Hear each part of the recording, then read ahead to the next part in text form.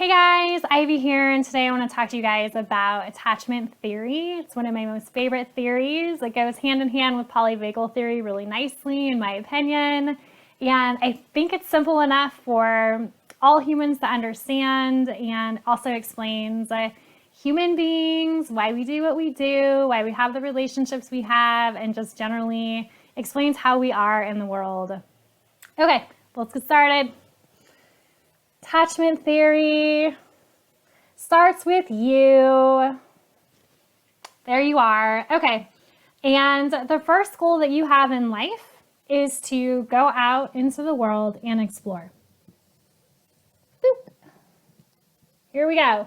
Out into the world. We start exploring from the time that we're babies. Usually that starts with visual eye contact, putting things in our mouths.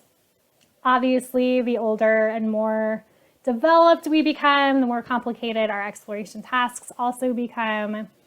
When this goes really well and we're having a good time exploring out in the world, we usually have parents that have scaffolded experiences for us. It's another way of saying there's steps involved. For example, you would not take a baby who is a new baby and put them down in the middle of a crosswalk and expect that baby to know how to cross the street, right? You would, however, maybe take a toddler across the crosswalk with you while they held your hand, and as they got a little bit bigger, they could probably cross the crosswalk next to you without holding your hand, and then eventually, as they grow up and develop, they are crossing crosswalks on their own very safely. Because of scaffolding, this is where we naturally learn about limits and boundaries. And also, when this is working really well, this is where we get our core messages, core beliefs that we're good enough, capable, confident, competent. And if that happens, we develop an implicit trust in the world and our ability to navigate the world. Inevitably, no matter how well this is happening, even under the best possible circumstances, sometimes things still go wrong. So this is 7-year-old you riding a bike, and then all of a sudden you hit a rock in the road and fly off your handlebars. So sad. Distress. Okay. So we have these moments of distress. You could also say moments of overwhelm. This is where trauma would come in. Just big, bad experiences, small, bad experiences. And when these moments of distress happen, our second task as a human is to get help. Get help. Oof. Right. And when we're little, this is usually someone bigger than us.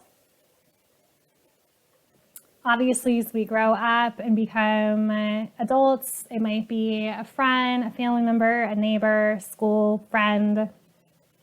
And what's really specific to know about getting help is there's a couple ways that we can do that really well. First way is validation. So, oh my gosh, it would be so scary to fly off your handlebars. Of course, yeah, understandable. The second one is reassurance. Reassurance, yep, there we go. Okay, that would sound like, oh man, of course that was really stressful flying off your handlebars. Also, you are a really good bike rider, and I'm sure it was just a super random situation, and I bet you're gonna get right back out there and get right back to your awesome bike riding. The other important thing is physical affection. Okay, so this would be like hugs, getting your back rubbed if you're upset, having someone wipe your tears away, all that good physical touch. And then the other thing that therapists love, myself included, is this idea of emotional organization. And this is when you take all the components of this distressful thing that's happened and you wrap them up into a big story. Oh my gosh, how crazy, I can't believe you hit a rock. That must have been really shocking, and I bet even maybe a little embarrassing. And gosh, especially because you are such a good bike rider, I bet this just came out of the blue and knocked you right off of yourself. Okay. So when this part goes really well, this is where we develop the core belief that we're lovable, we're likable, and it's also where we start developing an implicit sense that we can trust other people. So when this part goes really well and these things are kind of there, we get our cups filled again, and then we just have this natural, innate tendency to want to go back out into the world and explore. And so that's what we do. We go back up to the top of the wheel. We're pretty happy up there until we have these moments of distress. And then we get help. People pitch in and take care of us. And then we feel good. And then we do this again and again and again. And easily hundreds and hundreds and hundreds and hundreds and hundreds of times a week.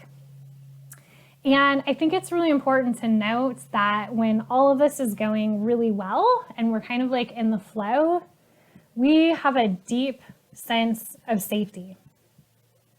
We just feel like we're safe. We feel like the world is safe. We feel like people are safe, and we're kind of unstoppable. So it's sort of an important part to kind of get to. Okay, inevitably, sometimes things go wrong.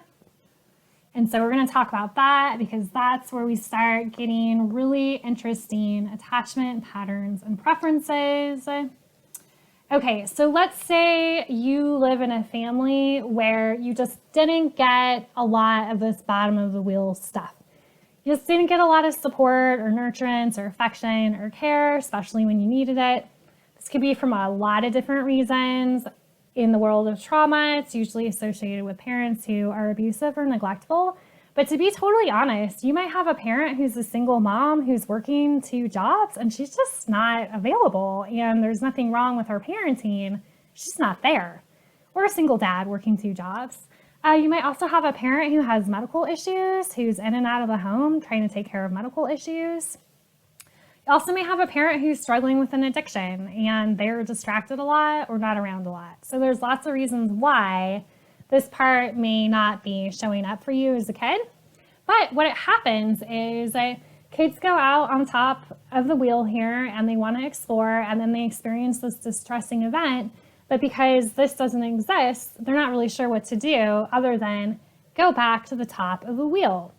And so it creates this like back and forth anxious energy, right? And this is where messages are, why can't I just get it together? What's wrong with me? Why can't I just pull myself up by the bootstraps? All this kind of, I got to do it on my own messaging. When that happens, then kids tend to internalize that they're not lovable, that people are going to abandon them, that they're not worthy or deserving of care or help or relationships, and it creates a yuck situation. But the same is true for kids that don't have this. So let's talk about kids who are only sort of allowed to be on the bottom of the circle. And I think like one of the most neutral ways of talking about this would be like classic helicopter parenting. So you have a parent who's kind of anxious about whether you're going to be safe in the world, isn't quite sure if they can handle the world, they aren't quite sure if they think the world is safe. And so their strategy for coping with this stress and anxiety is just to stay down here on the bottom of the wheel. And so what they tend to do is keep their kids down here on the bottom of the wheel with them. And again, this isn't like a conscious thought that they're having. This is very implicit, it happens on a very subconscious level. It creates, though, this messaging that, oh, maybe I can't handle it. Maybe I'm not good enough to go out into the world and explore. And so what happens over time is kids just stay stuck down here on the bottom of the wheel. They're not encouraged to develop passions or interests, and they tend to have caregivers who are basically like, just stay down here with me. It'll be better. I'll fill your cup up. I'm really good at loving you and reassuring you and validating you and giving you lots of physical affection. Just stay here with me. It'll be safer that way. And so this is usually where depression sometimes lives, right? And when you think about it, what we're talking about is I just can't get enough inertia to go do the things, or it's really hard, or I just don't have any interest in anything, or I'm just not feeling passionate about anything.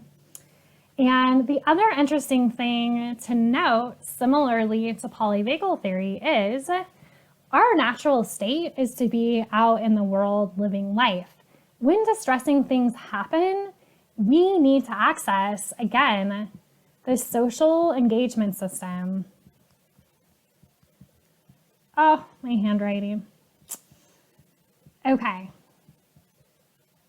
Right? So polyvagal theory would say, yeah, of course you're going to be anxious if you're in this hyperarousal state and you can't access social engagement down here, right? Of course, if you're stuck down here for too much, you're going to get depressed. You just don't have enough coming into your system. Okay, so let's talk about words like anxious ambivalent attachment and avoidant attachment, because I feel like those are really popular words on TikTok. So when we talk about someone who has anxious ambivalent preferences, what we're talking about is someone who prefers the top of the circle, anxious ambivalent attachment, right? They're not sure if this is going to be here. They're not sure if they're lovable. And so what happens is people have these moments of distress, and then they do this push-pull thing where they're like, I love you, but stay over here. I need you and I want to be taken care of, but I need to be in control of that. And so it has to happen in these ways. And so a lot of people who have some of those preferences may be considered anxious ambivalent. I don't necessarily believe in like attachment labels. We all have preferences, and some of us feel safer in the top of the circle and some of us feel safer at the bottom of the circle. If we're going to talk about avoidant attachments, that's down here, right? We're avoiding overwhelming situations. We're avoiding the possibility of distress. And we're avoiding situations that might make us feel like we're not good enough, capable enough, or competent enough to handle things. And so the tendency for someone with avoidant attachment strategies is just to hang back and kind of just hope for the best. So that's where those two come in. And then I think another really interesting thing about attachment is that we tend to pick partners who have preferences on the other side of the wheel as us. So if you know already that your preference is to be up here in exploration mode, you're most likely partnered with someone who really likes to be down here on the bottom of the wheel and vice versa. The other thing that's really interesting that happens with these attachment patterns is they tend to flip-flop generations. So like the pendulum swings one direction and then it swings all the way to the opposite side. So if you were raised predominantly in a household with parent who preferred this, naturally when you parent kids, you might be down here. Again, this isn't always the case. There are patterns, and this is one of them. Same with the partnering. I've certainly known and worked with people who both preferred to be on the top of the wheel, or people who sort of got stuck down at the bottom of the wheel together. So it certainly can happen. And then the other thing I want to talk about is this idea of complex PTSD, developmental trauma, childhood trauma, because I think it's often separated out into its own kind of trauma, and for very good reasons. And here's why. It's because they're out exploring, and then this thing that's caused you distress also happens to be, the people who are supposed to be taking care of you. And so when this happens with developmental trauma or complex PTSD, kids get really disorganized. They're not really sure if they should be up here. This feels a little too much. This and this feel the same. It's all distressing. This is probably out of the picture because this is the thing that's causing them distress. And so things get really complicated really, really quickly. And I think it's really helpful in those situations to be working with a therapist who understands how attachment works, to try and help you get a little more organized, again, that emotional organization, so that you can understand where you're at on this wheel and what you need to be doing next and where you get stuck and how to get unstuck. Okay, so that is the wheel of attachment in about 15 minutes and hopefully understandable and simple enough for everybody to get. And yeah, I think a really helpful model for just understanding why we are who we are, where we get stuck, why we do relationships the way we do them, and all that good stuff. Okay, well, thanks for entertaining me for the last 15 minutes, and I hope everybody has a fantastic week. Bye-bye.